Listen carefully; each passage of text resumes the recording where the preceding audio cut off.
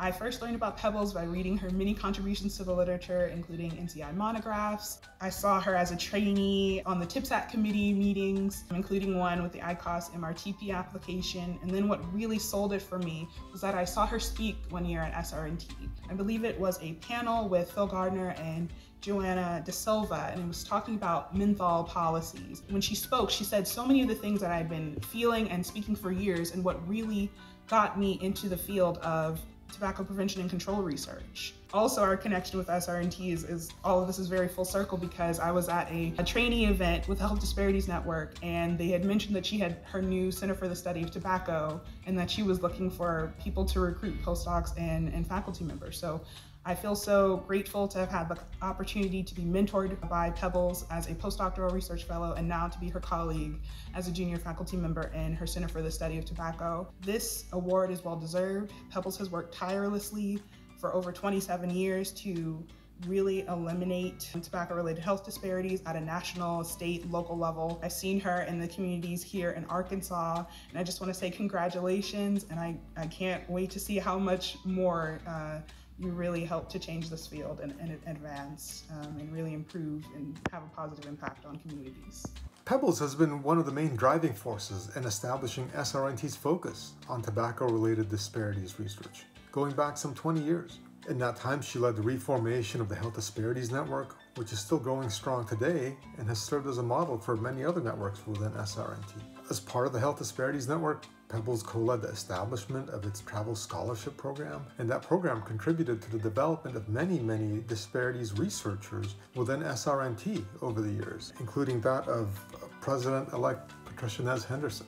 Now, I was fortunate enough to be part of many of those initiatives and processes that Pebbles led, and I've enjoyed getting to learn from really one of the best minds in the field of race and ethnic disparities research. Pebbles has been one of the very best mentors I've ever had. She's helped me and countless others advance in our careers. She's always been incredibly giving and generous of her time, sometimes at the cost of her own personal time, and for that I'll always be grateful. Finally, Pebbles has always been many years ahead of the curve, as evidenced by her pioneering championing of disparities research. And even though, Pebbles, I know you don't seek out the spotlight, it's great for me to see SRNT recognize your considerable contributions to the field of tobacco control. So from those of us whose lives and careers you've touched, congratulations on this very well-deserved award. Hi everyone. Hi Pebbles. I'm going to say with the utmost confidence that without Pebbles Fagan, the field of nicotine and tobacco research will not be the same. Pebbles, you are a visionary. You pioneered the research in tobacco-related health disparities. You are unapologetic. You tirelessly advocate for the underserved and desperate populations, those who disproportionately bear the burden of nicotine and commercial tobacco use. You change the conversation about nicotine and tobacco research. You remind us not to leave people behind in our commercial tobacco control efforts. You are also a wonderful mentor. Many of us in the field of health disparity research are fortunate enough to learn under your mentorship. You inspire us to think critically about our work, strategically about our actions, so that we too can make contributions to reduce and ultimately eliminate health disparities. Pebbles, you are an outstanding researcher, an inspiring mentor, and most of all, a passionate humanitarian. Thank you, Pebbles, for all you have done. Congratulations on receiving this well-deserved and long overdue SRNT President's Award. An important but overlooked component of addressing tobacco-related health disparities is who is around the table to do that work and to answer those really hard questions. To me, Dr. Fagan's biggest contribution to the field has been ensuring that underrepresented researchers like me are actually at the table to address these important but really understudied questions. Pebbles, your advice has guided me since I was a doctoral student looking for a postdoc position. And as an early career investigator, you were one of a select few who mentored me and provided me with that invaluable knowledge transfer and tough love right when I needed it. And as a result of your mentorship, I can proudly say that you, myself, and Dr. Craig Fryer were one of the few all-Black NIH-funded tobacco research teams. And for that, I am immensely proud and so very grateful. So thank you, my sister, for all that you've done and all that you continue to do. There are many who can speak to Pebbles' brilliance, perseverance, and visionary leadership in our field. But I want to take a moment to really talk about how her impact has extended way past the science and the policies she's already had a direct impact on. And I'm talking about Pebbles' influence and impact on junior scientists. She is a fierce supporter of junior scientists, especially those of color. Pebbles has led teams of junior scientists to their first grants, to papers and co-authorships and creating careers. And she has done this in ways that opens opportunities to others. How she puts us in rooms where decisions get made, and she shows us how to do things right. Not only have I been a beneficiary of her generosity, but I've witnessed her do this over and over again with countless others. And those mentees become mentors just like her. Pebbles models how to identify inequities, remove barriers, and to move the needle towards justice in our field, in our policies, and in our educational systems. She shows us how to reduce barriers and how to hold up others, pay respects to the giants in the field who have battled before us, and how to champion those behind us.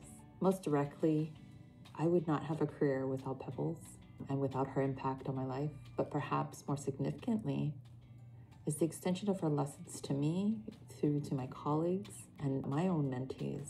And I hope that it will emulate her strategic focus on health equity and how to support one another as a community. It is with great gratitude and celebration. Congratulations, Pebbles. Dr. Fagan has contributed significantly to reducing tobacco-related health disparities faced by several vulnerable populations, including Native Hawaiians and Pacific Islanders. She's been crucial, both as a colleague and a mentor, to my development as a researcher. Congratulations, Pebbles. I'm so excited for you and glad that the leaders of SRNT have recognized the huge role that you have had in our field and the incredibly wonderful person who you are. We've been friends and colleagues since 2001, and I feel so truly grateful and blessed. We helped one another through all the fun of managing grant portfolios at NCI, but you stepped into a leadership role right away. You led the Tobacco Research Network on health disparities and really moved NCI to do more research to reduce health disparities. But more importantly, you did it with style, passion, and purpose. Pebbles, I've learned so much from you over the 20 plus years that we've collaborated. You really believe the world can be a better place for everyone and that there's no room for health disparities or bias or injustice. You've helped me and motivated me to work for justice for all. You always keep your eyes on the prize, and you've managed to do that and have fun along the way. That's so important. You don't take yourself too seriously, but you've also done really impactful research, and you're making sure that this is being used to move the field ahead. Pebbles, please, please, please keep speaking your truth, speaking it to the people in power, and imploring the rest of us to get our house in order. We are so past the time when it's acceptable for any group to suffer or die from the use of commercial tobacco products. So, Pebbles, I really want to thank you for your leadership, your courage, and your spirit. And finally, on a personal note, I really want to thank you for bringing me into your circle, for allowing me to be part of that, and for being an amazing teacher. I feel so truly blessed to consider you a lifelong friend and mentor. So congrats, Pebbles. I'm really so happy for you, dear. Thanks so much.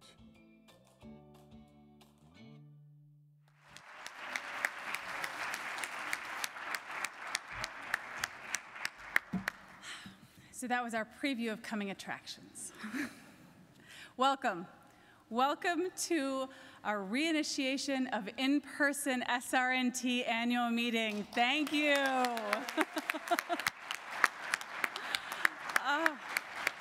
I'm so excited. I know you're all excited. And so we're going to start this meeting. I would like to invite Patricia and her guests, her honored guests, to come up. We are going to start with a land acknowledgement.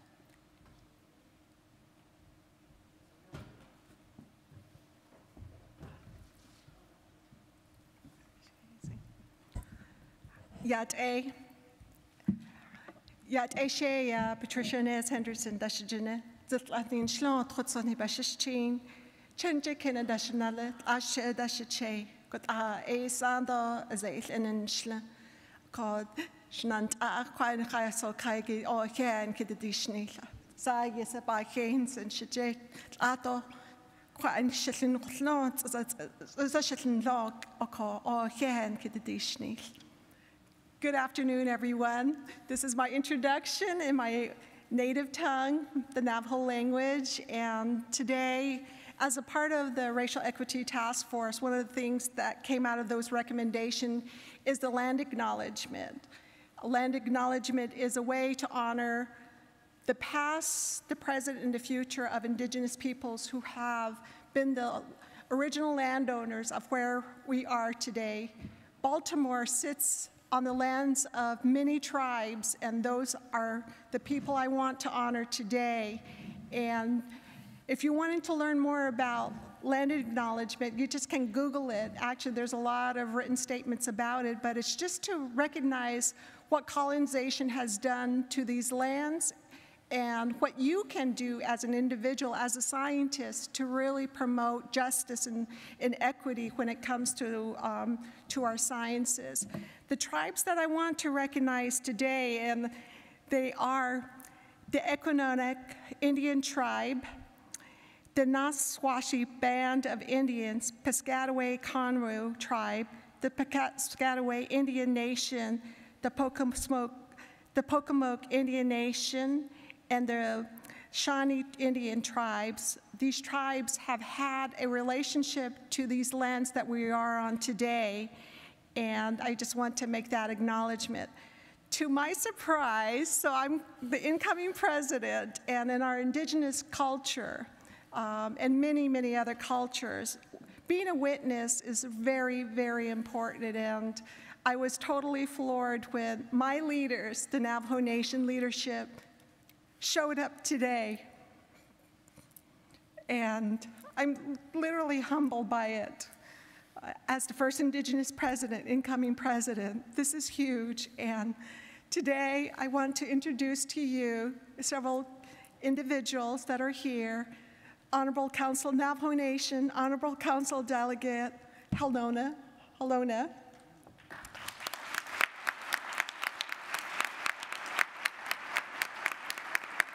Navajo Nation Council Delegate Charlene So.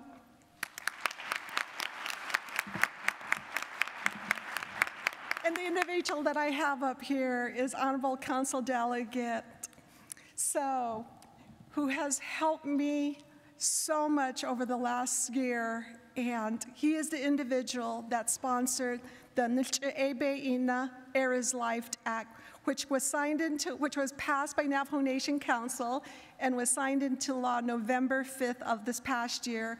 It is the most comprehensive commercial tobacco-free policy in Indian country, so we're just so excited. And it is the science, it is Western science blended with Navajo indigenous knowledge that allowed us to be at this point in our time. And from the bottom of my heart, I just want to say thank you to them. He's just gonna say a few words, but I'm gonna turn my focus to Pebbles. Pebbles, you came into my life when I was just a newbie in tobacco control. You and Dennis invited me. I received one of the first travel scholarship. And not knowing that we would be here years later and really elevating the voice of us. When I say us, I mean people of color. Thank you, Pebbles, for your leadership, your mentorship, your advocacy. Because of what you do, I'm able to speak my voice today, and I just want to thank you. I want to thank your family who has traveled all the way out here, because like us, we celebrate together, right? So I'm just thankful for all of you for coming. So I'm just going to give my council, my leader, this is the reason why we do this work is because of individuals. When they get it right, we know we have done the work right. So I'm just going to give him a few minutes.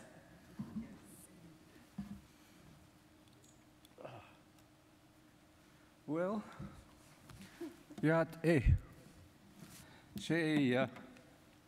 Daniel so dasjene.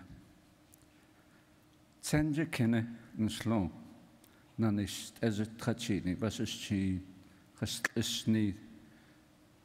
Dat is chi, do na habani, dat is een alle. Nlede kejate. Not neil jeen, or jehete aarde. Shadow belgaatje niet jata ho a. We kwade. Ik at nichilta. Dat gaan niet lang krijgen. Beespassen en dan niet lenigi.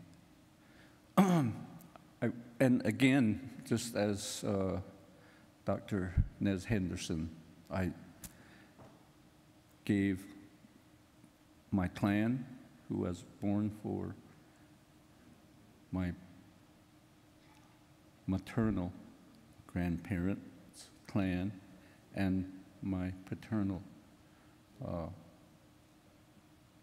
grandparents. And that's how we acknowledge our place on Mother Earth. And foremost, it was a very distinct honor to sponsor the legislation, Errors of Life. We understand it was attempted time and time again, but this year we implored our colleagues that we needed to pass this legislation. In my, and that's public service, but in the other aspect, I am an environmental justice activist. And when I hear what, excuse me for using your first name, Pebbles is acknowledged as an activist, then I really feel that I'm among family to where, again, that aspect, the key word equity, is foremost. What we're trying to do is the marginalized population, we're trying to get it to a time of equity.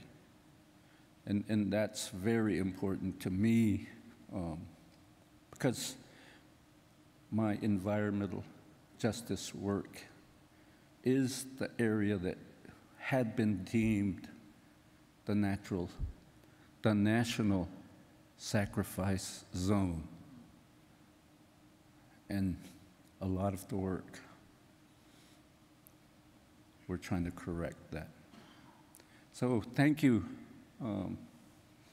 Setsui, granddaughter, Dr. Patricia Nez Henderson, and realize that her work, she is showing the younger folks, indigenous people, can get these prestigious positions with good study and the hard work of implementing policy. And thank you for giving me the time. And Pebbles, we got to stay in contact. Because the hard work that you've been acknowledged by your colleagues, I certainly want to take a few lessons from you. Thank you. I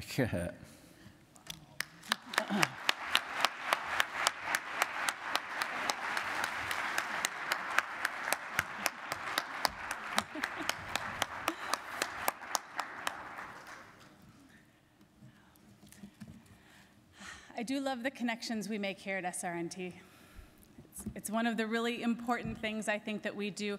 Science happens in our labs, in our offices. It's frequently solitary, and we may not always see the impact we have, both on the people that we work with, the people we work for, but the future generations that we try to inspire. And so that's just one more thing I love about this organization.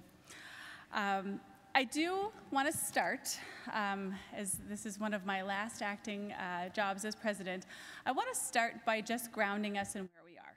We have to acknowledge that these last 2 years have been, pick an adjective, crazy, chaotic, painful, gut-wrenching, innovation-spurring, all of those things.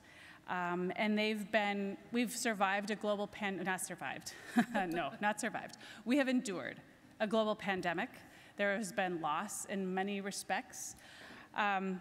We have had, I think, at least in the United States, a new acknowledgement and awareness of the violence that happens against marginalized groups. That includes not only the murders of George Floyd and Ahmaud Arbery, but others as well.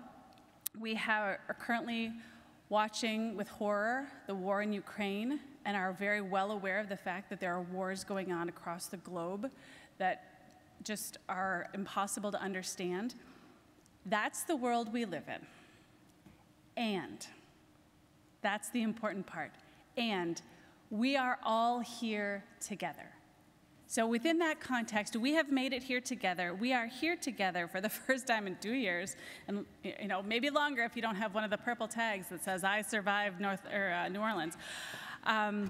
But we're here, and we're here with this united goal of reducing and eliminating the personal, community, societal toll of commercial tobacco use and improving health equity. That's why we're here.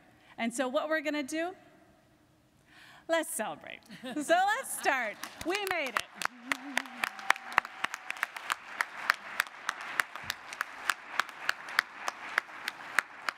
So what are we going to celebrate? Being back together in person, the amazing work done by SRNT and its members. I'm so excited about the science that's going to be presented here. And I'm also really excited to celebrate some personal accomplishments, especially all those that you saw in the preview from Dr. Pebbles Fagan. So I want to start with a kind of a whirlwind tour of everything that's been going on recently. As many of you know, we have 8 different networks, and we've got 2 chapters, Europe and Oceania. And they have been busy during these last 2 years. There have been webinars, there have been papers, there have been projects, there have been amazing newsletters that have been generated. A ton of work done by these volunteers to help create and disseminate nicotine science. We've got our journal. I don't know when the color changed. I remember it being the peach color. I haven't seen it in a hard copy in a long time, but the picture changed. Under the guidance of Marcus Munafo, who's our editor-in-chief, we've had 1,400 submissions in 2021, so I guess somebody's working. And 1,000 of those were new submissions. And I also want you to know that we partner with Oxford University Press. That's the organization that publishes our journal. And they've had 2 recent initiatives. The first one is Working for Research for Life to ensure that there is free access to journals and chapters published by OUP for all institutions in the Ukraine. And that's going to happen through the end of the year. So again, doing what little bit we can do to help. The other is the health equity campaign that they're going to do. They're going to provide free, featured, curated articles and collections, as well as chapters that really focus on health equity. They're talking about physical access to care in one section, social determinants of health, laws and policies in healthcare, and financial access to healthcare. And if relevant, NTR articles will be part of these health equity collections. So again, just another something to celebrate where everybody's doing what they can to support health and well-being of all people and trying to reduce inequity. Another huge thing to celebrate is SRNT University. Please raise your hand if you've ever been to SRNT University. Hint, it's online. All right, so maybe half of people have been. It's an amazing resource, and if it's been a while since you've been there, I recommend a return tour because we have all sorts of amazing collections that continue to be developed. For example, we have got a new health collection oh shoot, my printout's no bigger than the one in front of me. We have what we call themed collections. And so here what we have are amazing collections. So there's been new Heat Not Burn, there's e-cigarette themed collections. And the way that they have put this together, so we have content experts under the guidance of Natalie Walker, who's the dean of Srnt University, and they put together select literature that answers really important questions that people may have. And it's a wonderful resource. We also have specific health equity section, and the health equity section is linked with all sorts of different resources, not just new works, but resources from all over the place. And so I really highly recommend a tour if you haven't been recently. And then one of the key things I wanted to focus on today is the Racial Equity Task Force. So this work began about 2 years ago. And what we have tried to do, so these are my fellow co-chairs and task force members. And we've been working for 18 months to try to address basically institutional racism within the society, right? And this took me some personal work. I had to really get through some of my own misconceptions, some of my own lack of understanding, and I feel like I really grew a lot through this effort. And what we're hoping to do is share some of these works with everyone else, recognizing that race is widely accepted social construction. It's not biological, but it does have tangible and meaningful impacts on the well-being of racialized groups. And the effects of race, they exist. And in many sense, they have been weaponized to reproduce this sort of radicalized or racialized social hierarchy so that white people benefit. And that is the way that that works. And so knowing that race is powerful and that it's material, we want to understand that we need to do something deliberately to counteract it.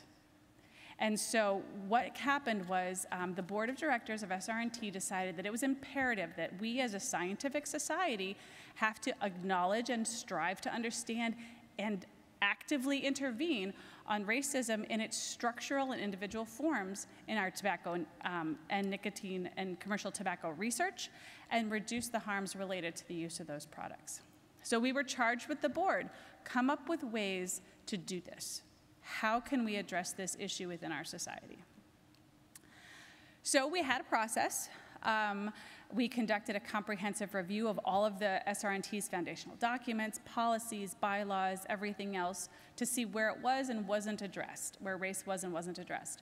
We did a lot of listening. We interviewed network members, we interviewed chapters, we interviewed the program committee, we talked with, Pebbles was one of the folks who gave us a lot of great background and information. We talked, as you can see the list. Then we put it all together. We talked about what did we learn, what did we gather from all this information, and we developed recommendations intended to move SRNT toward becoming an anti-racist scientific society. That's what we're striving for. And this January, we submitted our recommendations to the board. There were 47. I counted. And they were in a lot, I'm a numbers girl.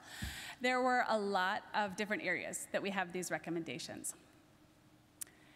And so the problem though, right, is this is work that's been done, but it's not, this part is done. We are not finished, we have not achieved the goal. We have to continue moving forward.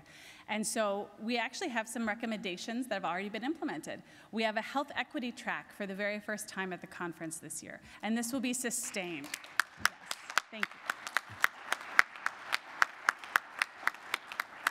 We started assessing diversity in the abstract submission system, because if you don't assess, as many of my mentors have said, if you don't assess it and you don't measure it, nobody will care. You can't understand it if you don't ask.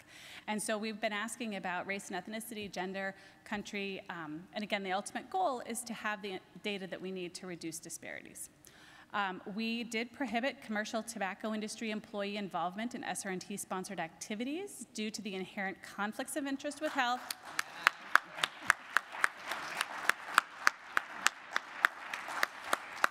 And you know, that was a really strong driving factor, along with the fact that tobacco industry employees were really engaging in some negative behaviors at SRNT-sponsored activities, as well as really needing to make sure that we were an organization that was supporting all of the members. And then finally, there's also been the development of the Indigenous Research and Health Equity sections at Srnt University. So those were some I mentioned earlier. But we're not done. So we took the recommendations and we've developed a roadmap. The board approved that yesterday in our board meeting. And so what we're going to do is we're going to create a racial equity committee. A group of somebodies whose job will be to help promote and continue us moving in this racial equity roadmap. They're going to monitor and assist with new and ongoing initiatives. They'll provide support and consultation to the board, as well as to other Srnt groups as needed. They'll continue to have conversations with stakeholders and members to try and understand issues of racial equity. And a huge thank you to Raglan Maddox, who has agreed to chair this first instantiation of the committee. So we're really excited to move this process forward. And finally, we are here. Oh, you know what? I'm sorry, Pebbles. I got to say one more thing. I forgot. I had to look at my notes. One thing I wanted to note, I've heard in multiple conversations with folks, I'm really excited. We're going to be in person again next year, and we're going to be in San Antonio. Exciting for some, problematic for those of you who are not supportive of some of the things going on in Texas, which I understand. I do want to clarify, when we sign contracts to have conferences of this size, we sign them 3 years in advance. If we were to bow out of a contract, which was part of the concern in New Orleans, we would probably financially ruin ourselves as a society.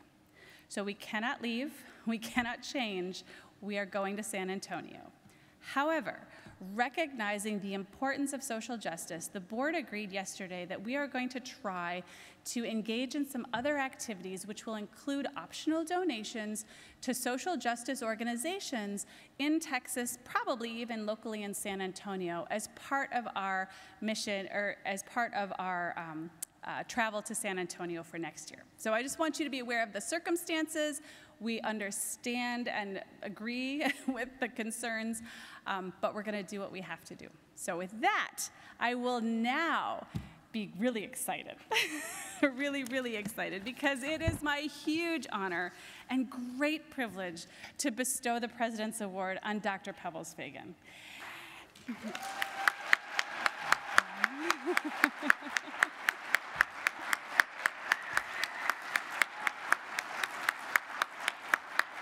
And I'll be honest, Pebbles was always at the top of my personal list, but I asked around, because I don't know everybody. There's 1,600 members in our society, or 1,200, but anyway.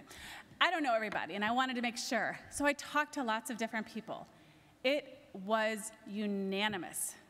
Everyone I asked, who has been the leading edge of nicotine and tobacco science and health equity, who would you recognize? Hands down, Pebbles Fagan, no question.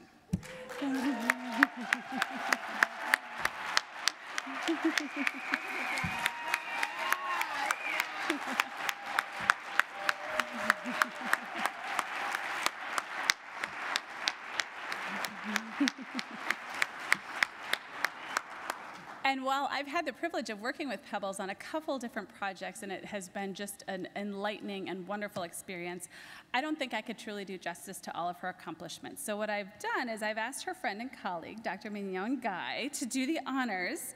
But first I want to introduce Dr. Guy. She is the Associate Professor and Chair of the Department of African American Studies at Virginia Commonwealth University. She's the founder and co-chair of the VCU College of Humanities and Sciences Committee on Racial Equity. She serves, she's recently been appointed to the FDA's TIPSAC, and I got to know her as one of the co-chairs on SRNT's Racial Equity Task Force.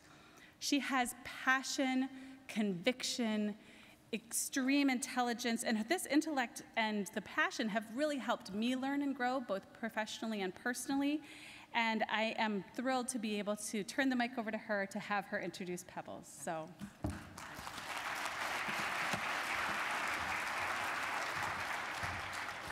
This is like mega girl power tonight, isn't it? I'm just like, who runs the world? All right. So, colleagues, and you're going to make me cry, so stop. So, Thank you so much, Megan, for that introduction. And first, let me say that I could not be more pleased to be here than to be here in person with all of you. It's so nice to see you not in a Zoom room and to see that you actually breathe and I can feel you and touch people here. And because we've had so many events online, I'd forgotten how much I really love being here at this conference, in this meeting. Just so much support and so much love for our colleagues and for the work that we do. Second, I already did this. I wanted to thank Megan. I almost said Meghan Markle. Megan Piper for the honor of introducing, I don't know where that came from, our distinguished speaker this afternoon. And it's important to note, Megan didn't say this, but it's important to note, you may have said it, it's important to note that the President's Award has only been presented 4 times in the 28-year history of this organization. Yeah. And I could not imagine a more deserving recipient of this award than my mentor, God, I might cry, my colleague, and someone that I am so incredibly proud to call my friend. I am gonna cry. Dr. Pebbles Fagan. I just want to tell you guys something really quickly. I wasn't gonna go off on this riff like this, but I think I'm gonna do it anyhow. So when I was a postdoc or grad student, there was like 2 things that someone told me for many, many years, and I never forgot them. And the first one was, don't study menthol because the FDA is gonna ban it. And that was a long time ago, because you see I'm gray. And the second one was, you need to meet Pebbles Fagan. And it was constant. And I think I see the person that said that to me. And you said it all of the time. And every time I would just sort of find myself in a corner in my research or find myself sort of contemplating where I fit in this whole picture, this person kept saying, you gotta meet Pebbles, you gotta meet Pebbles. And so Patricia, like you, I went to the first SRNT meeting and I paid out of pocket, right? And I got there and I was in the back of the room and I remember that Donna Vallone and Pebbles Fagan were there in the corner and I was like in awe because I had read all of Pebbles' papers on menthol and I was like, oh my God, this lady's so cool, I can't believe her. And I'm like just sitting here like couldn't even speak, right? And so she introduced herself to me and she's like, hi, I'm Pebbles Fagan. And I was just like, yeah. And I was like, nice to meet you. And she's like, well, where are you from? And I told her where I was from. I was like, well, yeah, I paid to come here. She goes, you paid to come here? She's like, what are you talking about? You need to get this travel supplement next year. You can't pay to come here. You need to get this supplement. And I was like, okay, all right, I'll do it. And so I got the supplement and I kept coming every single year. And every year Pebbles came up to me and she spoke to me and she was like, hey, how you doing? Almost as if she had known me all of my life, right? And always asked how well I was doing. And so fast forward, I now, luckily, have had the chance to work with Pebbles for the past 8 years, 10 years. We've known each other for a long time, but 10 years, something like, I don't know, it's blurring. And I've just gotten to know an amazing person that beyond her work, beyond her accolades, beyond all of her achievements, which I'm going to talk about really quickly, I've gotten to know a really wonderful human. And I've been so lucky and so blessed to have her in my life as a mentor, as a colleague, and as a friend. Pebbles is a professor and director of the Center for the Study of Tobacco Products at the University of Arkansas for Medical Sciences in the Faye Boozman College of Public Health. She's over 25 years of experience in conducting research that aims to increase our knowledge on how to reduce tobacco-related and cancer-related health disparities in racialized and ethnic populations and those that are socially disadvantaged and marginalized communities. She has a huge track record of using team-based science to examine social, behavioral, and biobehavioral factors associated with health disparities, and has held several leading roles, which I'm not even going to get into, throughout her career, throughout her 25-year career. And I could take this time and I could talk about the fact that she's published over 100 peer-reviewed articles in the field of tobacco control. I could also talk about her major contributions to 2 seminal works, which are the 2 NCI monographs in tobacco. I could also talk about the fact that I could talk about her leadership or co-leadership in over of the 10 publications of special issue journals that all focus on tobacco control and tobacco-related health disparities. I could go on and on and on because I've seen her CV. And I could provide a list of the accomplishments and achievements that would put many of us in this room to shame. But instead, I decided to do something a little bit different today. And I want to make sure, although we know her accomplishments are important, equally, if not more important, are the indelible marks that you, Pebbles, have left on others, and particularly those that you've mentored, those that you've collaborated with, and those that you've partnered with over the past 25 years. So instead of trying to rack my brain and try to figure out clever things to say about you, I thought to myself, well, why don't I just ask those people who has known her all of these years? And so let's take a look. You got to show the video now. Dr. Pebbles Fagan, my friend, my best buddy in this work that we're doing to deal with the tobacco-related health disparities. Something that I really got to understand fully after I started to interact with you, which has been almost 20 years. My colleague, my research buddy, I am so happy that you are being recognized on this day for the 2022 SRNT President's Award. I am so excited for you, and I can't think of anyone who is more deserving, because you have been a champion at making sure that not only those of us who are working within our community to bring relief from these disparities that are affecting our loved ones, but also the world, to let them know that there are indeed things for everyone to do to help bring relief to African Americans and others who are disproportionately burdened by tobacco. And I know that you have been working out visibly for everyone to see, as well as behind the scenes. I think about my first SRNT conference, and I went to that first conference because it was you, Dr. Fagan, who said, Dr. Yerger, you need to come and you need to expand your world beyond the University of California at San Francisco. I started to really appreciate the importance of getting out there and networking, because you had identified me as someone who needed to be exposed to the bigger world of tobacco. And I think of SRNT as providing opportunities for us to come together in terms of dealing with tobacco-related health disparities. And that happened because you were at the forefront, and it was your vision to bring together those of us who are working in silos and to bring us together so that we could have a bigger impact at the federal level and certainly at the state and local levels. So Dr. Pebbles, I love you. I'm so proud of you. I cannot think of where we would be in this incredible battle that we've been doing for the last 20 years without you providing the research and the support. Pebbles, congratulations on an award well-deserved. Getting a President's Award for your work on addressing health equity and health disparities over these many years is so well-deserved. And, in thinking about putting together this little video, I was brought back to our time when we worked together at NCI. This is our team, and I was so pleased that we were able to convince you to come to NCI. And there you just did phenomenal work.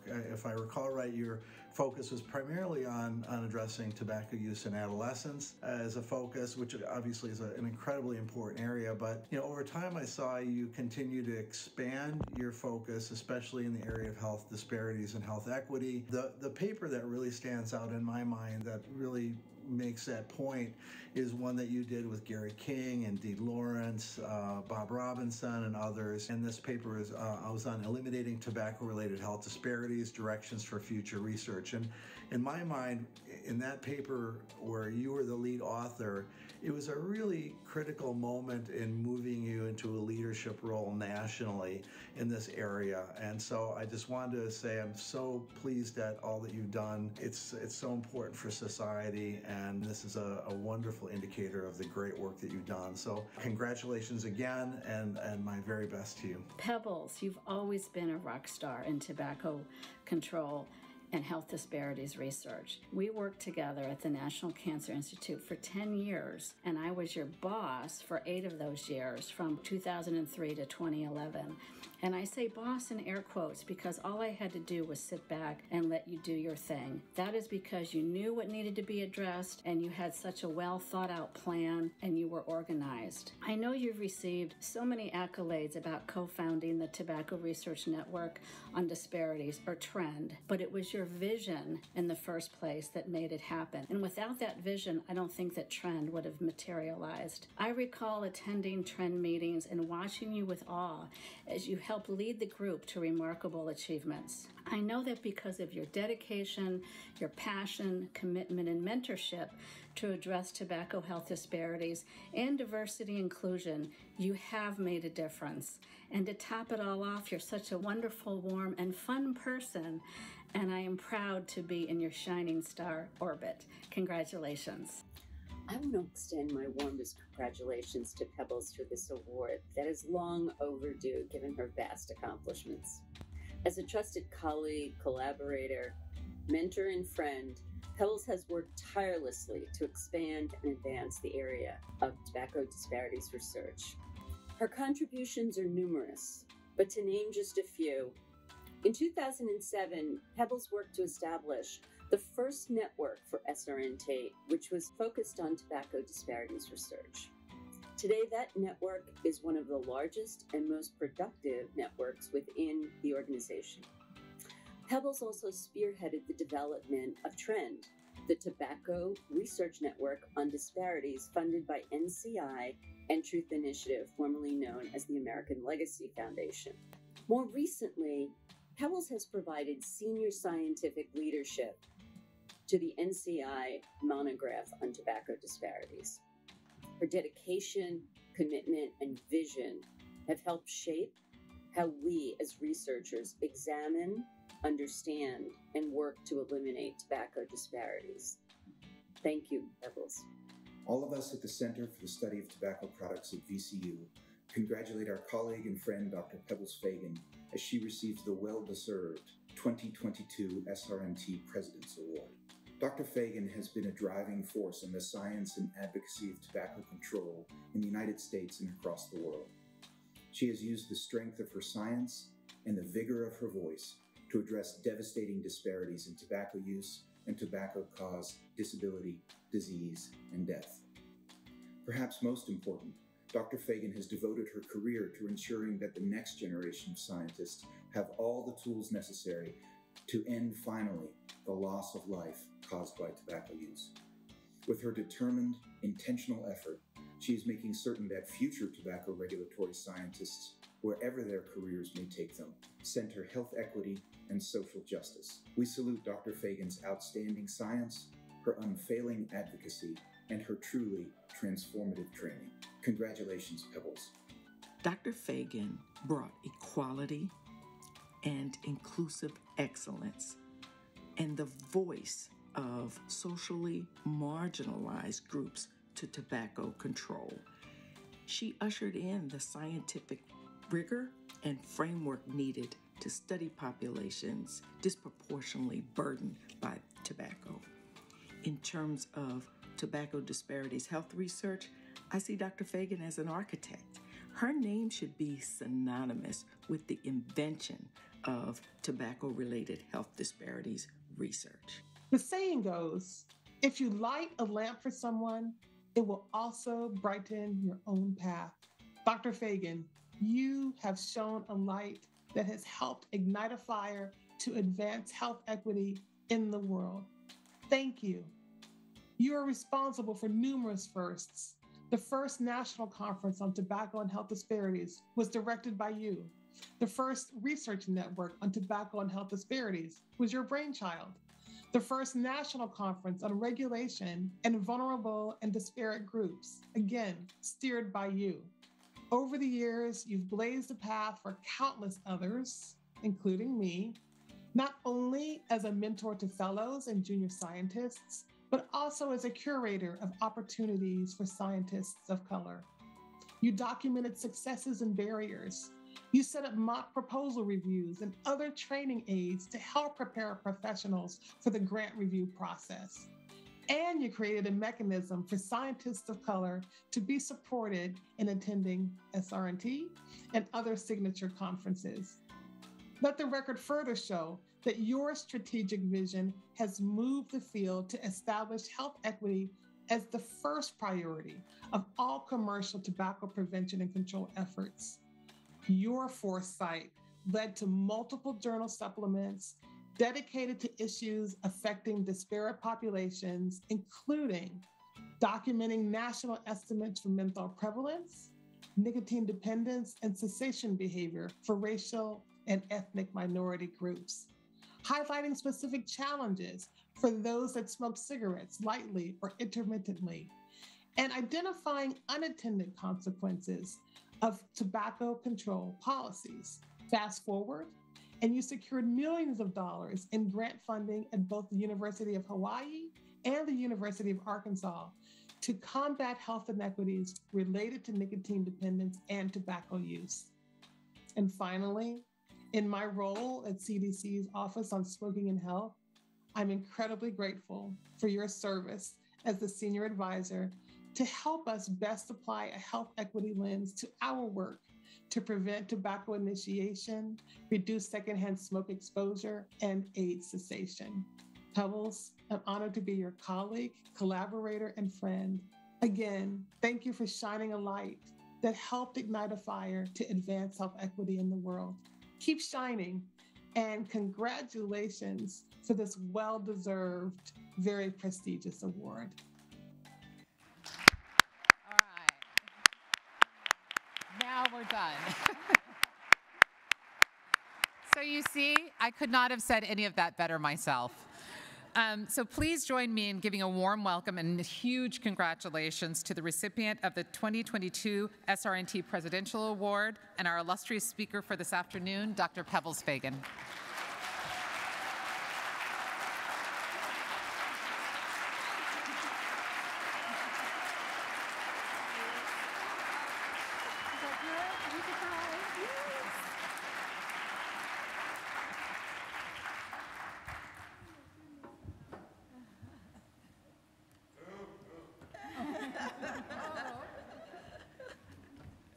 That's my uncle, y'all. Oh, goodness. Well, this has been an extraordinary day. I'm going to keep my eye on the clock because I know people want to celebrate, too.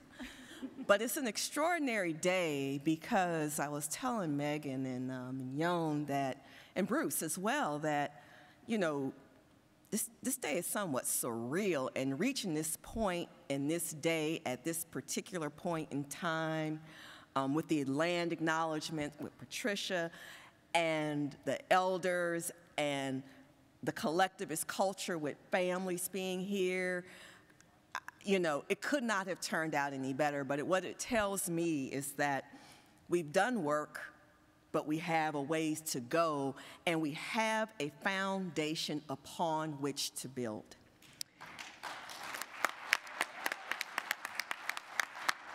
And so I am going to expedite my talk today. I tend to be long-winded.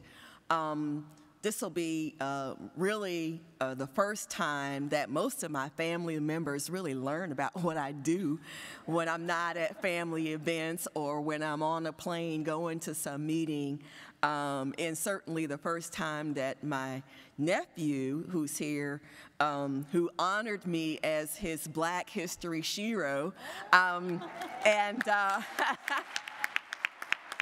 him to learn, you know, I told my sister, I said it'd be great for Ronnie to come so he can, you know, see what we do and how things work and how society works. And so today, I titled my talk, Imagination and Vision, Freedom from Non-Conformity and Reflections on Possibilities, for all the reasons that you heard some of my friends and my colleagues talk about in terms of the work that we do. And I always say we. I'm not an I person. I embrace collectivism and collectivist culture, and so it's what we do and not what I do. And I want to first acknowledge Dr. Megan Piper. She's been a game changer, y'all. You just, you know, all of those things that she showed It's the first time these things have really flourished within our organization. So I really want to thank her for being the game changer. I want to thank Bruce Wheeler, who I've known for ages. Bruce and I, we've had a lot of things we've worked on, and he has just been enormously treasured. And so I appreciate you. The last time I saw Bruce was when all 150 of us were in New Orleans, sitting in a big room like this, socially distanced with like 5 people per row. I want to thank the selection committee for all of your work and your thoughtfulness. The past SRNT presidents, some of whom I saw Robin in here, and some of others who are in the room as well, Scott. Patricia Nez Henderson, my sister, who's incoming president. We've worked on so many different things together. It's an honor to be here in her presence. Thank you so much. The Health Disparities Research Network of SRNT with a new name, but the pioneer group, the Special Populations Interest Group, who you'll hear me talk about. The Trend Network, the Tobacco Research Network on Disparities, and all of my Trend colleagues. Team Dana-Farber, Harvard School of Public Health, the National Cancer Institute family, who you've heard from some of them today, my sister circle at NCI, my research team at the University of Hawaii Cancer Center. You saw Paula, one of those people, speaking earlier today. Team UMS, where's my team? They're here. All of my people who work in my rural counties and just put in endless hours. You just don't know how dedicated these women are to the work. Team CDC, and I want to thank Dee again for bringing me on as a special advisor to her team, and Team Dennis, Carrie Lynn, and Andy, who have just been there throughout my career.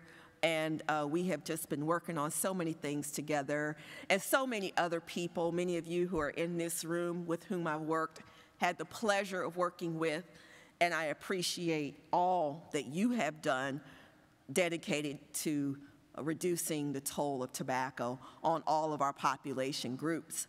These are my parents who could not travel today. This is them in front of Central High School in Little Rock. They are just amazing people if you've never met them. They are retired school teachers, and they could not be here today. But my family is here. If you all would stand up, they're all on the front row. Please stand up. And I just have to tell you who they are. My Uncle Sidney, 84 years old, my mother's brother, my sister, Shanab, my nephew, Ronnie, my aunt, Peggy, Ebony, my cousin, my sister-in-law, Raquel, my niece, Heaven. Some of you saw her when she was little. She's way grown now. My cousin, Jahara, and my cousin, Sidra, who are here today.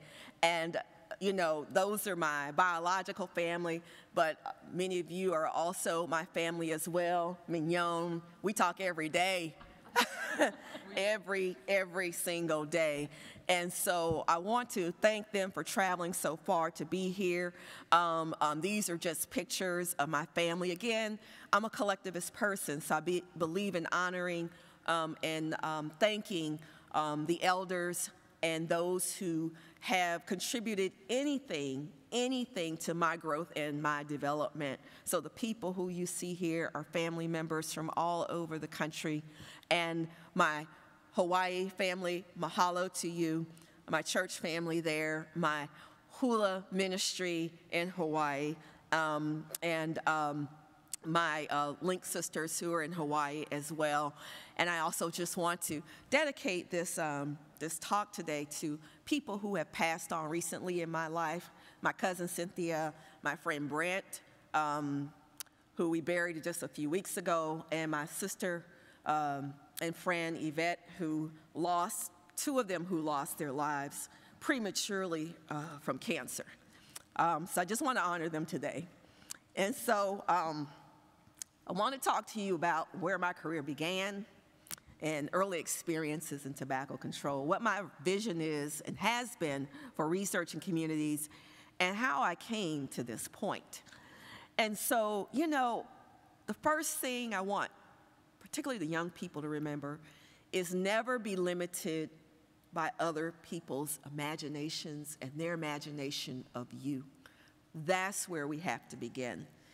And when I think about imagination, I thought everybody had an imagination, and then I read Saul Alinsky and realized that, you know, imaginations get cultivated, and I started teaching about that in my class. Sandalin, one of my former students who now works for me, was part of that tutelage and learning about how imagination matters when you're trying to organize and accomplish things. And so I want to take you way back to, you know, I'm a native New Yorker. I grew up in Syracuse, New York, and in the Atlanta area in Decatur. And what I remember about tobacco when I was growing up is that commercialized tobacco marketing was happening in the parks in neighborhoods where I lived. My father was a tennis coach before King Richard was. He taught all of us how to play tennis, and he was getting inner city black kids involved in becoming professional athletes through the ATA. And so we would be at the park, Homer Wheaton Park, playing tennis, and I can remember the cigarette vans coming by, giving out free bags, free T-shirts in these black neighborhoods where we were playing in the park and playing tennis. And then you would have Mr. Kool-Aid come by as well. My father smoked Newports. He's quit, of course, now.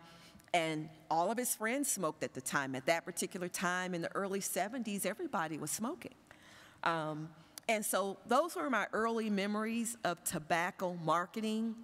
What I learned from that is that I needed to educate myself about some of the things that were happening in the world that were not just about what was happening in your neighborhood, but what are those things that influenced the kind of neighborhood you lived in, how that neighborhood turned out, and what we could do about it.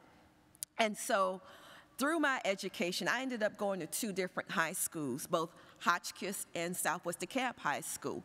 And the importance of me telling you about this, besides the fact I never had an 11th grade year, I had 2 10th grade years. I'm probably the only person in the nation who had 2 10th grade years, never an 11th grade year.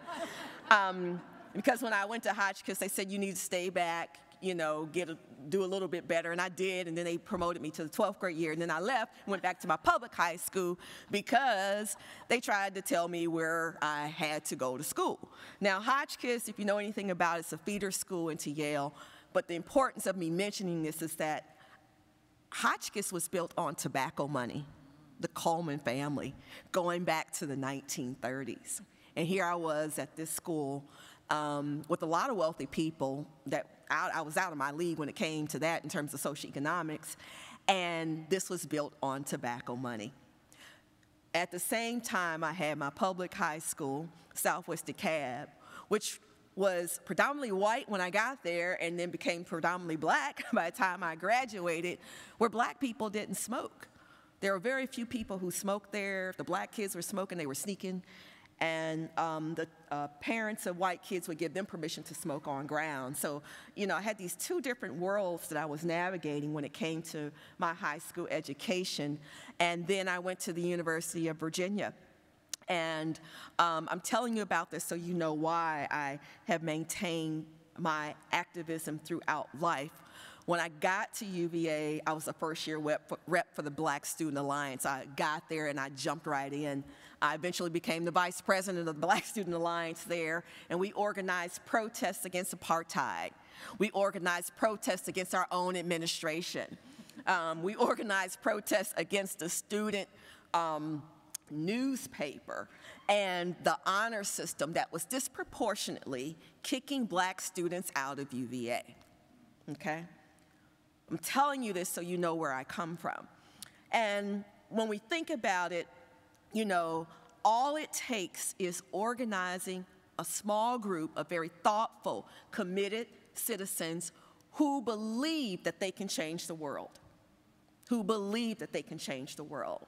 And then you have to put it into action. So after seeing, tobacco being marketed in my neighborhood in Syracuse, and we moved to the Atlanta area in 1978 because my mom was from there. Actually, we moved not too far from my aunt who's here. I got into graduate school and really began to learn about the business of tobacco. I ended up participating in Minority International Research Training Program through Howard University as a graduate student and got a chance to go to Harare, Zimbabwe for the summer. And one of the things that we were studying was tobacco marketing. And at the time, in 1995, Zimbabwe was the second largest exporter of tobacco in the world, and most of you know their economy crumbled after that. And it was so fascinating that we ended up going to visit the tobacco selling floors. I had never seen anything like that before in my life. And we also conducted a citywide observational study in Harare that looked at tobacco advertising and alcohol advertising in high and low density neighborhoods. And that translates into neighborhoods that pretty much were poor compared to those who were more wealthy off. And we did find with that particular study that tobacco and alcohol advertising in windows, storefront, billboard advertisements were more prevalent in the high-density areas compared to the low-density neighborhoods. So I really became interested in doing a lot more tobacco research after that experience in Harare, Zimbabwe. That transitions me into some of my other experiences with my family at the Dana-Farber Cancer Institute under the mentorship of Drs. Gloria Sorensen and Karen Emmons. Many of you know them. And I started doing work on adolescent tobacco cessation, as you heard Scott mention, worksite health promotion. I became very much interested in women and smoking, and I was also doing community work through the National Black Leadership Initiative on cancer. And some of the things that we discovered through my work on adolescence was that, we were trying to understand how do we get adolescents to quit smoking. This was part of an initiative that Kathy Backinger started at NCI in 1998 with us trying to do more work around getting adolescents to stop quitting. And, through the RFA, I met many of you as well. And some of the things that I just wanted to mention about those experiences is that we were working in grocery stores in the Boston area and large randomized controlled trial trying to get working adolescents to quit smoking. And most of what we learned was about the feasibility of doing that. And it wasn't just us, but I think all of you who did research during that time period can attest that most of what we learned about was how do we recruit these adolescents? How do we retain them in studies? How do we intervene with them? And some of those questions are still relevant today, in fact. And some people just jumped over to working on young adult smoking because the adolescent thing just wasn't happening at the time. But we still produced a lot of work during that time period. And one of the culmination projects that we worked on was the Youth Tobacco Guide through CDC to help communities learn how to design these programs for young people. Through the Youth Tobacco Cessation Collaborative, I know some of y'all remember this, we actually did a lot of seminal work at the national level on how to help young adults and adolescents quit smoking, and Kathy and I were the reps from NCI on this particular project with some of the others of you in the room, and we did this whole special journal issue on quitting smoking among young adults, and some of you in the room worked on some of the seminal papers with us related to that project. And when I got to NCI, I told Scott Leisha, I said, I want to work on two things, adolescent smoking and disparities. And he was like, okay, you got to choose one of these things, and I continued to do both for a long time, actually, but put more of my energy into some of the stuff around disparities. When I developed this particular model that you see on the screen years ago, I thought it was simple and not very complex. And every year I look back at this model and I put it into my presentations. I think it's still relevant to this day.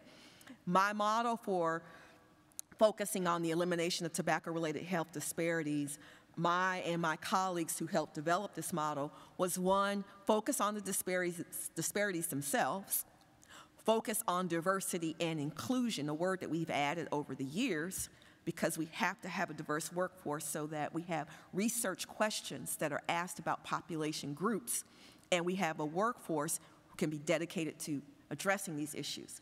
And also focusing on inequities in research, heard some people mention that, the application of it so that everybody benefits from it, and the translation of it into helpful policies. And so you heard colleagues talk about this meeting, the National Conference on Tobacco and Health Disparities, that really jumped off some of the work that you see people doing today. And I had just been at NCI for 1 year. I got there in 2001, and I hit the ground running, organized this national conference with many of my colleagues in the room, NCI, CDC, Legacy Truth, the campaign, American Cancer Society, the National Latino Council on Alcohol and Tobacco Prevention, the National African American Tobacco Prevention Network, and the entire planning committee came together to develop research questions and priorities for the field in tobacco-related health disparities. We were coming off of the 1998 Surgeon General's report on tobacco and minority groups. And what we were trying to do is build off of that Surgeon General's report and not launch the next phase of research that would address some of what they found in the Surgeon General's report. So we all came together at this meeting. There were 100 researchers there. I had people saying, hey, how come I didn't get invited? Well, NCI had a budget. We could only fly but so many people there. But still till this day, I have people say, but you didn't invite me to that meeting. But we're glad you're still in the circle. That's what's important. So everybody is still in the circle. And so, but we came up with areas of research that we thought would be important. And then we had to figure out how it was that we were going to operationalize that. We first had to operationalize what are tobacco-related health disparities, okay? And so a group of us, part of the planning committee, came together to put that definition together. And we've gone through several iterations of this definition as time has evolved. But we defined it as differences in the pattern, prevention, treatment of tobacco use, the risk to incidence, morbidity, mortality, and burden of tobacco-related illnesses that exist among different population groups in the United States, and differences in capacity and infrastructure, access to resource. And we debated whether or not we were going to use environmental tobacco smoke or secondhand smoke, and we decided on using environmental tobacco smoke in our definition. But this definition really has guided our work, and the iterations that we've done over the years has guided our work as well. And so at the time, at NCI, there was this huge push of team science approaches in Division of Cancer Control and Population Sciences, and Scott was on his system science kick, and he was developing the networks of the networks, and so these are the things that were going on that influenced the work that I did. And we did some incredible work at that time because we were given the freedom to do so. Kathy and Scott and Bob Kroll gave me the freedom to they just left me alone, and so it was great. It turned out really well. I wanted to be left alone, and so so I could do what I do best. And so because of these team science approaches, we developed a tobacco research network on disparities. And,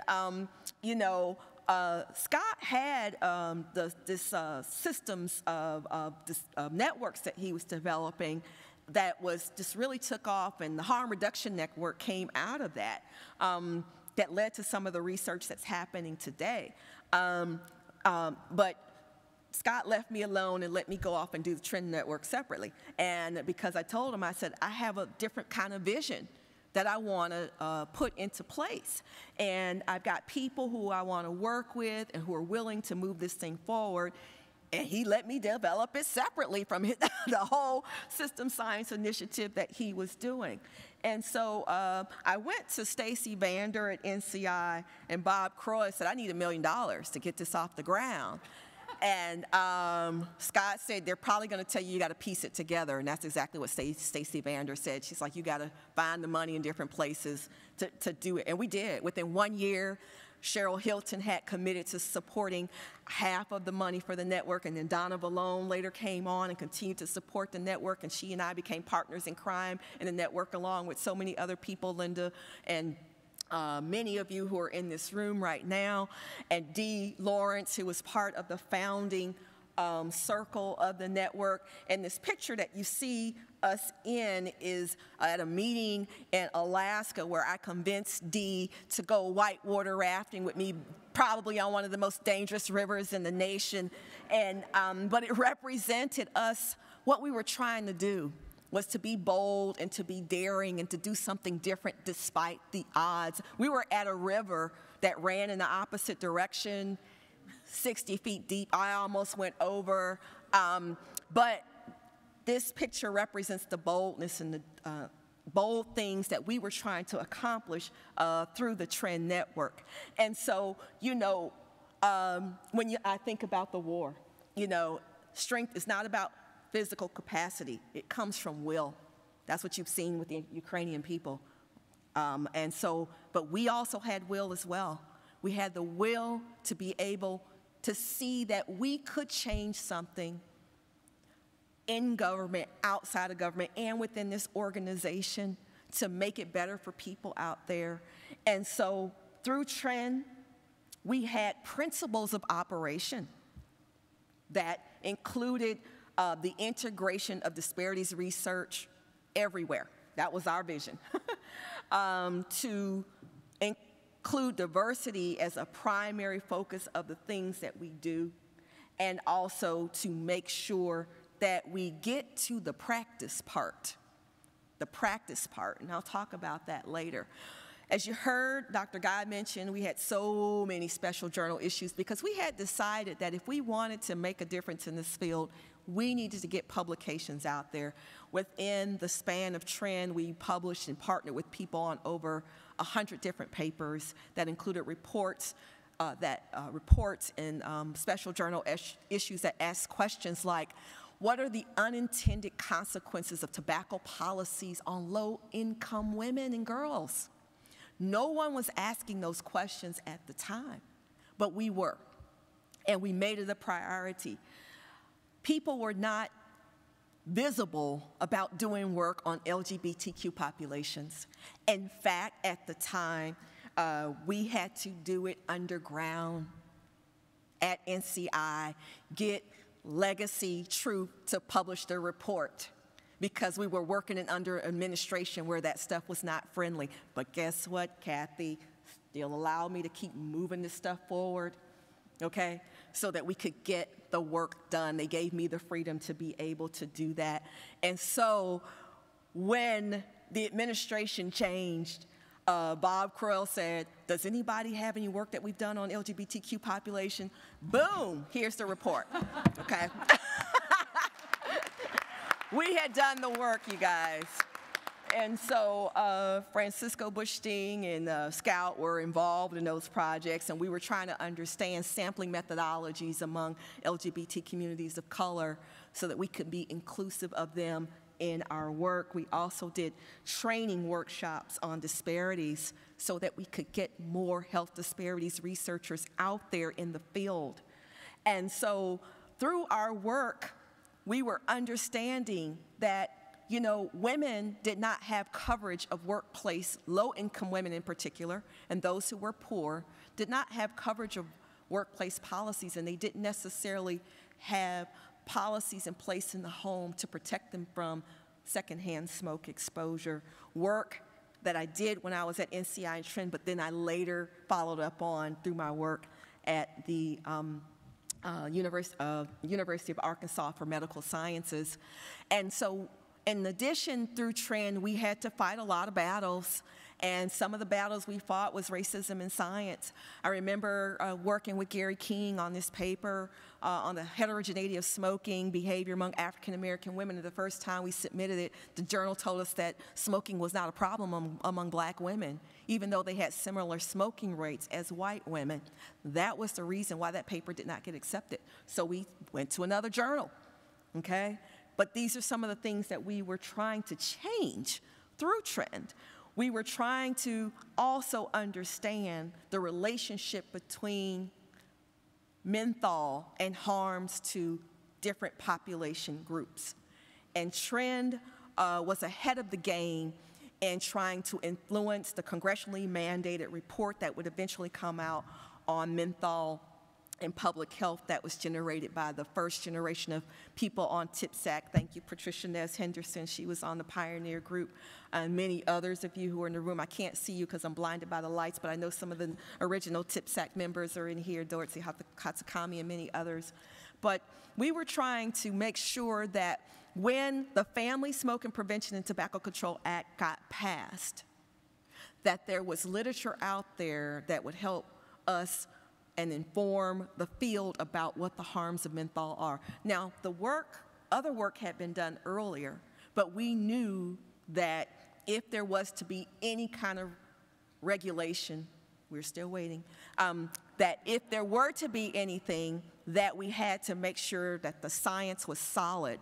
And so Trend as a network took on an entire special journal issue answering the questions how menthol influences initiation, how menthol is associated with nicotine dependence, as well as its influence on quitting behaviors. And in the paper that you see featured here, what we found was that among light smokers were more likely to have their cigarette light menthol smokers were more likely to have their menthol cigarette within the first 5 minutes of waking compared to light smokers who did not smoke mentholated cigarettes. And all of the papers that we produced through Trend were cited in the TPSAC report and some subsequently in FDA's 2013 report on menthol. So that was a huge contribution for us, but we didn't stop there. We continued even after the network was over with to do seminal projects led by Dr. Linda Alexander, who you'll hear from tomorrow morning and who I've known for over maybe 30 years now, since our days at Texas A&M University, when she came in as a professor and I was still a graduate student finishing up my doctorate degree. And so this was the first monograph that had ever been published that addressed tobacco-related health disparities. And so we titled it a socio-ecological model approach to addressing tobacco-related health disparities. And it took us a while to get it done, but it was so important for us to get it right. And many of us who do health disparities work are stretched in many different directions. So those of you who sent me congratulatory emails and I didn't respond, I thank you now. I was in the middle of just stuff going on, but I saw them coming through. I was actually overwhelmed by all of the emails that I got from you all. So I just want to say thank you. But many of us are really stretched in what we do, but we try to be there for everybody because we know there's such a great need. And I want to thank the people who contributed to that. Catherine Cubbin, Sharice and Dennis and Donna and Vish Vishwanath and David Williams were all part of that effort and us coming up with this new model that builds off the social ecological model, but embraces the fact that there's a life course perspective for disparities that begins in utero all the way to adulthood, and that many things at the individual level all the way to the policy level can influence what happens to people in your neighborhood. And so I want to talk about the Tobacco-Related Health Disparities Network of SRNT. I am watching the clock. The history of that is important for you to know because it started off as the Special Population Subcommittee that was later, that was chaired at that time by Ed Singleton, Linda Peterson, and Phil Gardner. That's where it started. And then the last meeting that they had was in 2014 at the Scottsdale meeting. That was the 10th annual meeting of SRNT. And through Trend, we had decided that with the integration of research, that we needed to take health disparities way beyond what we were doing in Trend, and we said, let's do it through SRNT. We were strategic and we were deliberate about that, okay? And so Don and I were the representatives of Trend, and we went to then President Ellen Gritz to ask her if we could restart a network. She agreed. She got it approved through the board, and then she said, you guys need some co-chairs. Pebbles, you got to be one of them, and find somebody else to be the other co-chair. And it was Dennis Trinidad, who you saw in the picture there. And we set up this really interesting structure because that's what we were charged to do, put together strategic plans, set up the structure. And we had support from Legacy Truth Initiative on this that allowed us to do a lot of the things that we couldn't always do through government. We had these advisory committee meetings that were held annually. I think I saw Gary Humphrey in the room. He was part of that. There he is, part of that group as well. And our goals were to advance tobacco-related health disparities research within the organization and beyond, to engage research from diverse backgrounds in what we were doing, to provide guidance to SRNT board, to inform various issues, and to educate the research community about the importance of identifying and addressing these disparities. And so we had a good time, y'all, and I think I'm so glad to see some of the former chairs of the network in the room, and we would come together before SRNT, not during SRNT, and have our advisory committee meetings. We had a chair structure with an advisory committee so that the advisory committee members would eventually rotate into co-chair positions. That's the mentoring model that we set up. That's the mentoring model that Pat was part of, and many others of you who ended up being co-chairs of this committee, now a president of the organization, y'all. And so that's what we did, and guess what? The rest of SRNT followed us. Can you imagine that a health disparities research network set the stage for how all the other networks would transition to this particular model? Those are some of the contributions that we made to this particular organization. And not only were we doing that, we were also advancing science at the same time. Cola, Lorraine, and I did a special journal issue on interventions to reduce tobacco-related health disparities. That was done, I think, in 2014, I believe. And it was the first large special issue on this topic area. And we really wanted to get people to the point of doing more interventions so that we could figure out how to get people off of tobacco as a harmful product. We did workshops. To this day, the network is still sponsoring workshops, not just pre-conference workshops. The first one was cultural tailoring among smoking cessation interventions for minority, racial, ethnic groups, and LGBTQ populations. That was done in 2010. But now you've got things going on throughout the year on a monthly basis. I don't even know how often things are happening right now. I can't keep up. They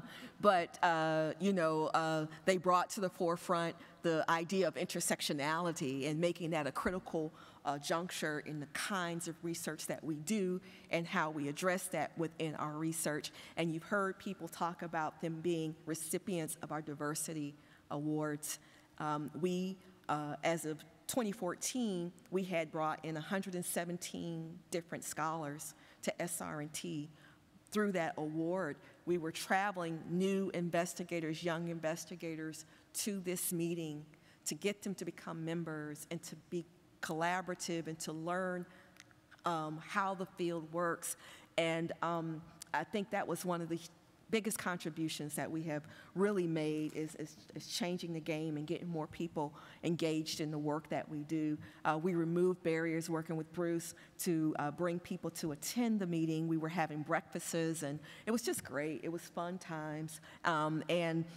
We had people who were co-chairs at the time had been asked to do an evaluation of the work that we had done. The majority of the respondents who were participating in that evaluation project said that they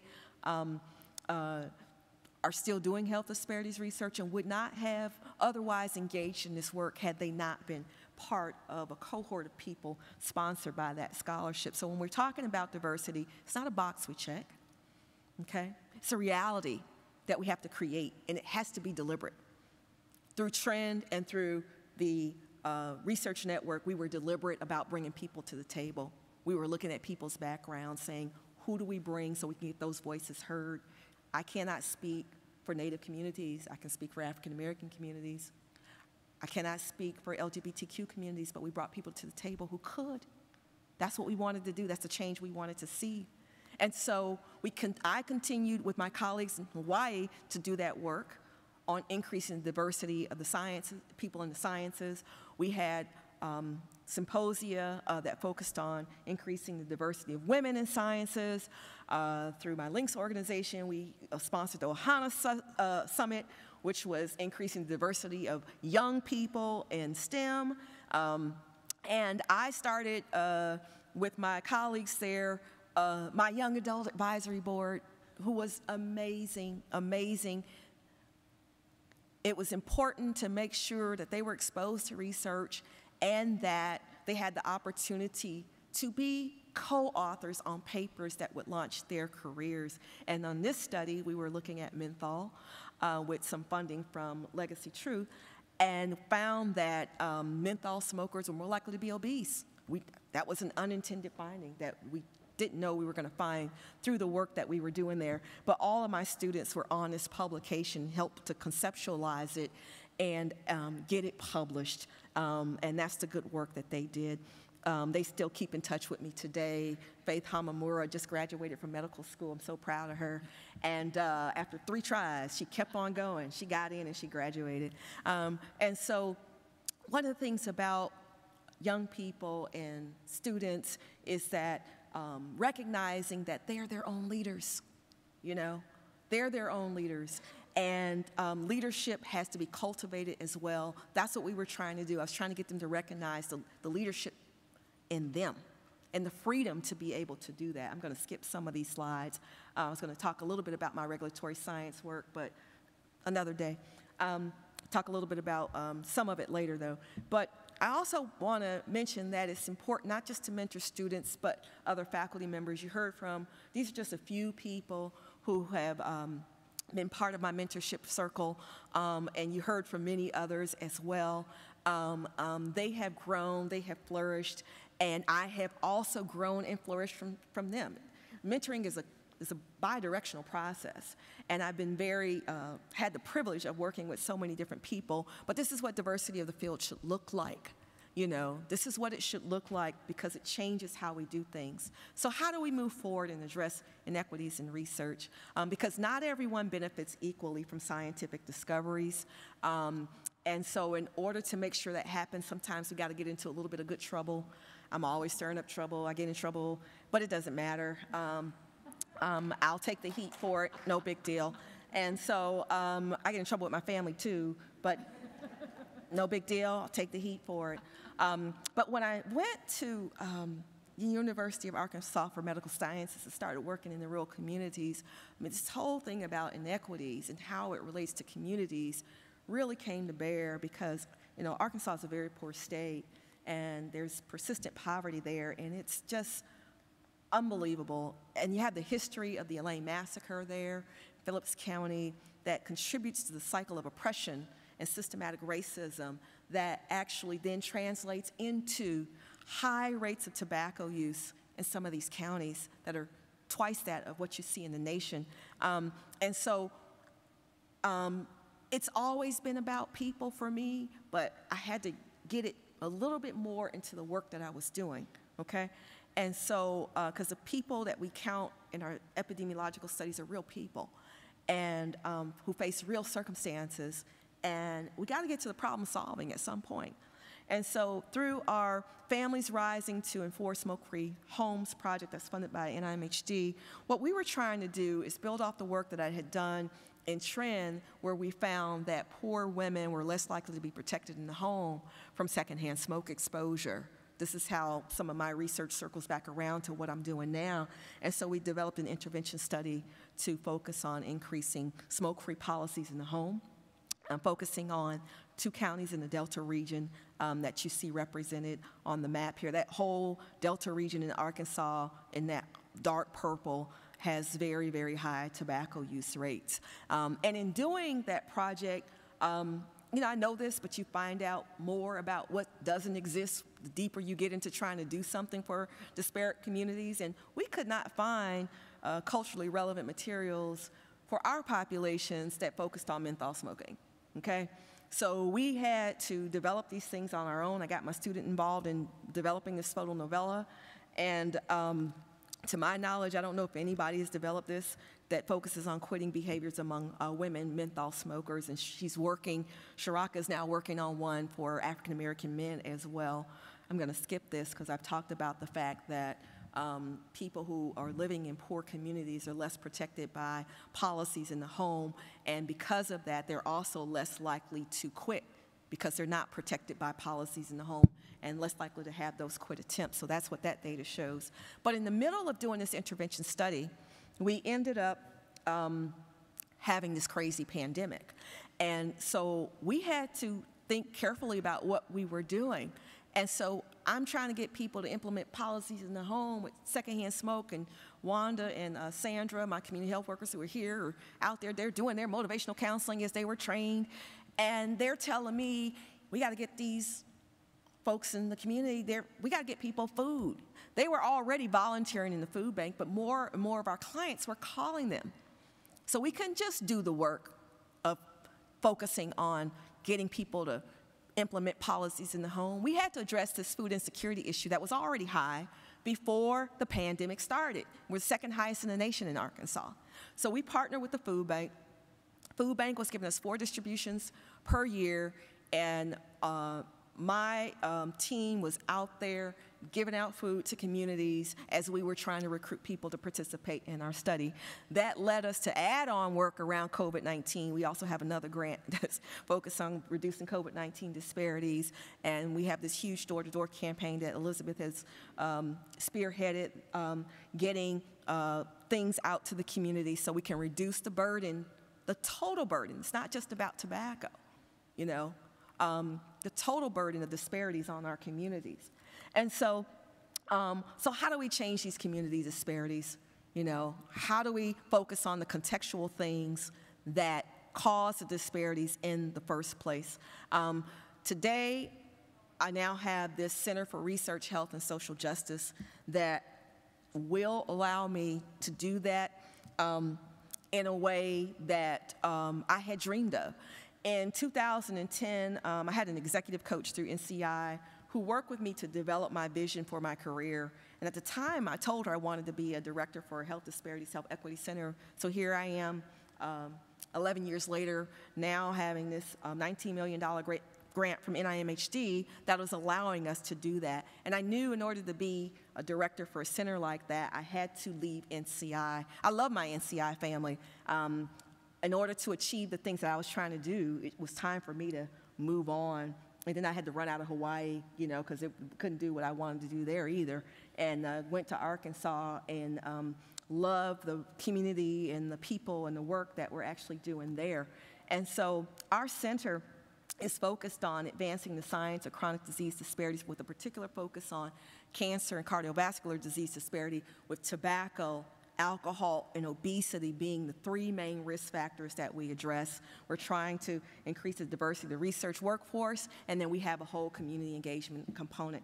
I'm gonna skip some of these slides because I know the drinks are ready and people are ready to go get a glass of wine as well as some appetizers as well. So I'm gonna skip some of the social justice stuff because I think you've heard me talk about it through the things that I am mentioning. And I just wanna say that, you know, what we're trying to do through this new center that includes collaborations with several institutes, including Virginia Commonwealth, East Carolina, Coalition for Tobacco-Free Arkansas, Arkansas Department of Health, is that we're going to build a pathway to address tobacco and other disparities, rock by rock, person by person, community by community. That's what we're obligated to do.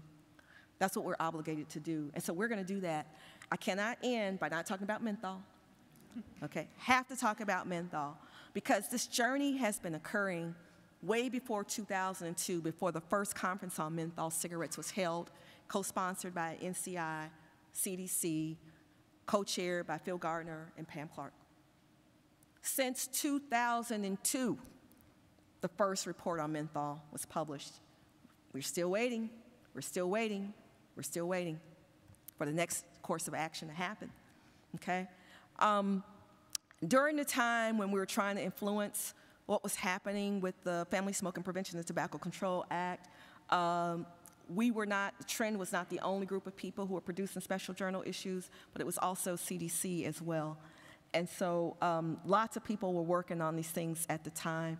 And menthol was the most covered topic by TIPSAC from the period of 2010 to 2019.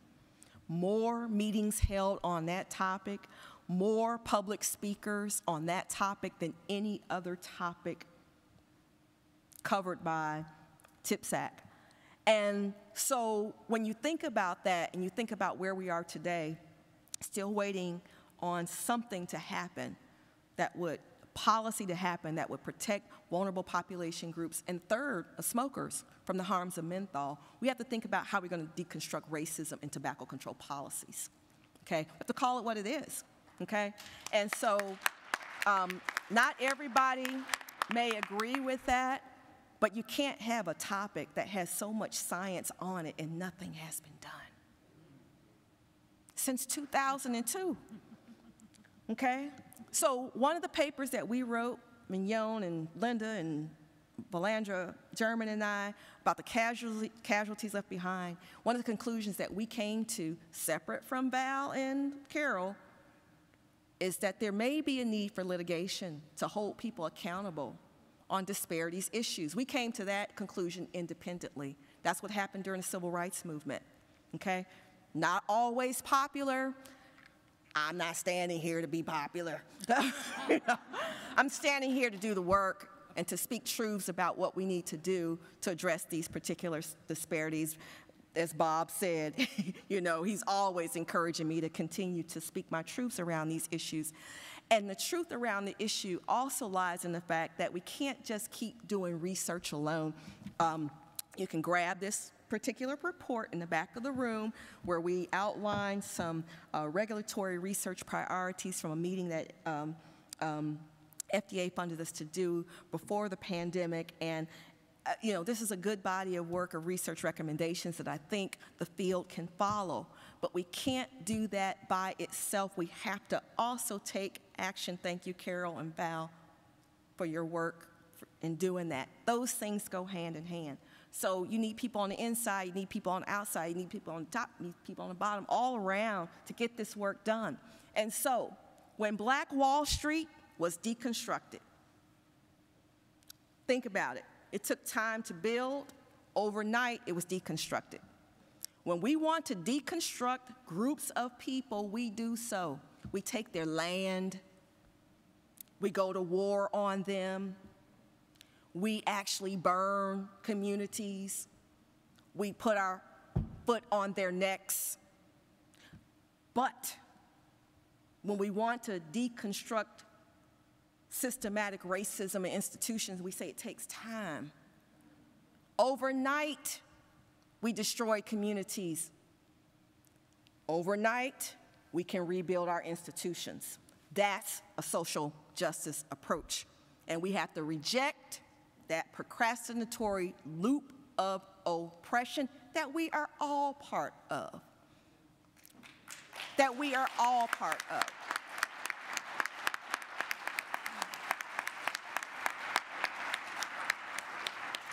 So I will stop, and I want to leave you with just a really important key message from Shirley Chisholm, first African-American woman to ever run for the presidency, who said, if they don't give you a seat at the table, Megan, Mignon, Pat, bring your folding chair and make a seat at the table for the work that we do. Thank you so much for honoring me today. Thank you so much for your patience. Thank you for your work. Thank you.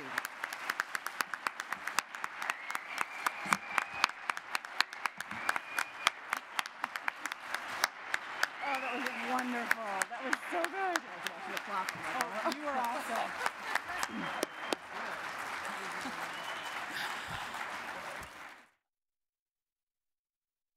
Incredible. And that is why she is the recipient of the President's Award. It is time to continue the celebration. I also want to let you know that while things were not available live streamed, we are, SRNT and the Reese group that works with us are doing their very best to get these podium presentations, everything that happens in the ballroom, the big plenaries, online within 24 hours. That's what we're shooting for. So you will get an email with the link to these things. So if you would like to share that, Pebbles, with all of your colleagues and families that weren't able to be here, it will definitely be able to be out there in the world. But for now, go celebrate, and we'll see y'all tomorrow. Yeah.